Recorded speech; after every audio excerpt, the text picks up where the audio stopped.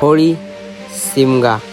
शहरामध्ये, गावामध्ये प्रत्येक ठिकाणी होळी साजरा करण्याची पद्धत वेगवेगळी. शहरामधील लोक त्यांच्या बिल्डिंगच्या अपार्टमेंटजवळ किंवा त्यांच्या अंगणाजवळ होळी पेटवतात, पण आमची गावातील लोक मात्र सर्व गाव मिळून एकत्र येऊन खूप सारी लाकडं जमवून आणि संपूर्ण गावभराची भव्य अशी एक होळी बनवली जाते. आणि ती होळी एक विशिष्ट टायमाला सर्व गावकरी एकत्र येऊन आणि घोषणाबाजी करून होळीनिमित्त आमच्या आदिवासी संस्कृतीमध्ये, आमच्या आदिवासी भाषामध्ये अनेक अशा घोषणा देत होळीचा सण साजरा केला जातो. होळीच्या रात्रीला सर्व गावकरी एकत्र येतात आणि होलिका दहन करतात आणि सर्व एकमेकांसोबत सुखादुःखाच्या चर्चा करतात.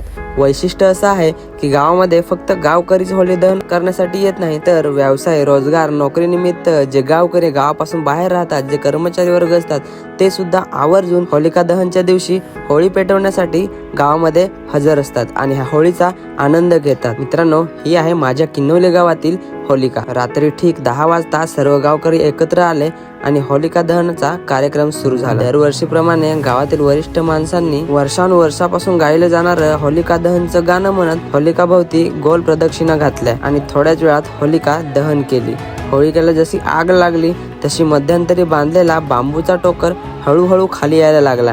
ह्या बांबूच्या टोकराचं वैशिष्ट्य असं होतं की ह्या बांबूला नाचणीच्या पिठाच्या तसेच तांदळाच्या पिठाच्या अलग अलग प्रकारच्या चांदण्या करून बांधल्या जातात आणि त्या चांदण्याला आमच्या भाषेमध्ये पापडी असं म्हणलं जातं. जसं जसं होलिका दहन होते, बांबूला बांधलेल्या पापड्या हळूहळू खाली येतात, जसं की तो बांबू खाली येतो. पापड्या खाली येत असताना खाली असलेल्या गावकऱ्यांची उत्सुकता पापड्या झेलण्यासाठी अजून जास्त वाढत जाते. त्या का बांबू गावकऱ्यांच्या हाता एवढा पोचला की गावकरी पापड्या झेलण्यासाठी बांबूवर अगदी तुटून पडतात. कोणाच्या हातामध्ये पापड्या येतात तर कोणाच्या हातामध्ये फक्त बांबूच्या फांद्या, पण जे काय हातामध्ये आलं ते घेऊन गावकरी मात्र समाधानी असतात. मग थोड्याच वेळाने बांबूच्या फांद्यापासून सर्व गावकरी दातवण करून आणि ते दातवण होळीला प्रणाम करून होळीमध्ये टाकतात.